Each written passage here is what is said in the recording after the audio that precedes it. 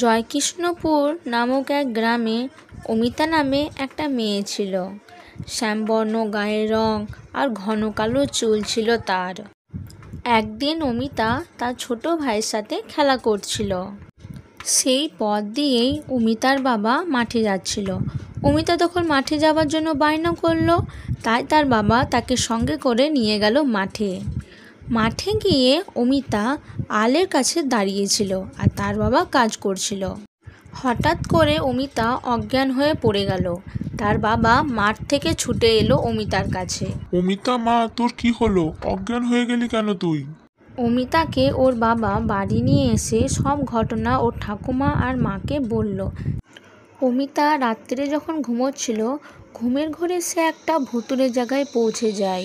একটা ভাঙা ঘর আর শুকনো বটগাছের কাছে অমিতা যেতে যেতে হঠাৎ করে সে ওখানে গিয়ে অজ্ঞান হয়ে পড়ল। অমিতার বাবা তাকে খুঁজে খুঁজে সে ভুতুড়ে জায়গায় পৌঁছে যায় আর অমিতাকে বাড়ি নিয়ে আসে। ঘরে এসে অমিতা একটা পেতনিকে দেখতে পেল। পেতনি বলছে, তোর ঘন কালো চুল আমার খুব পছন্দের। অমিতা জোরে জোরে চিৎকার করতে লাগলো আর অজ্ঞান হয়ে পড়ল। অমিতার চিৎকার শুনে ওর বাবা মা আর ঠাকুমা ছুটে আসলো।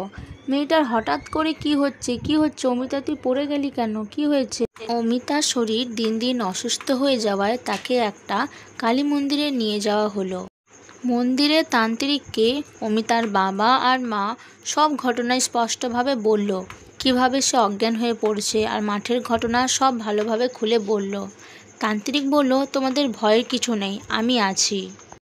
তান্ত্রিক অমিতাকে বলছে, কে তুই? কেন এই বাচ্চা মেয়েটিকে ধরেছিস? আমি শাওরা গাছের পেতনি। কালো ঘন চুল আমার খুব পছন্দের। ও আমার ডেরায় চুল খুলে দাঁড়িয়েছিল। আমি বলছি এই বাচ্চা মেয়েটাকে ছেড়ে দে। না না, কিছুতেই না। আমি এই মেয়েটারে আমার সঙ্গে নিয়ে যাব। কিছুতেই আমি একে ছাড়ব না। তুই আমায় কি করে নিবি?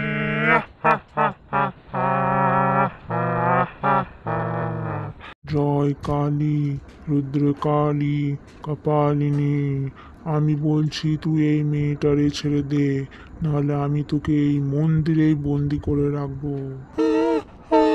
আমায় ছেড়ে দে। আমি এই মন্দিরে বন্দি থাকবো না। আমি বাচ্চা মেয়েটারে ছেড়ে দিচ্ছি। এই বলে পেতনি অমিতাকে ছেড়ে দিল। অমিতার মা বাবা তান্ত্রিককে ধন্যবাদ জানালো।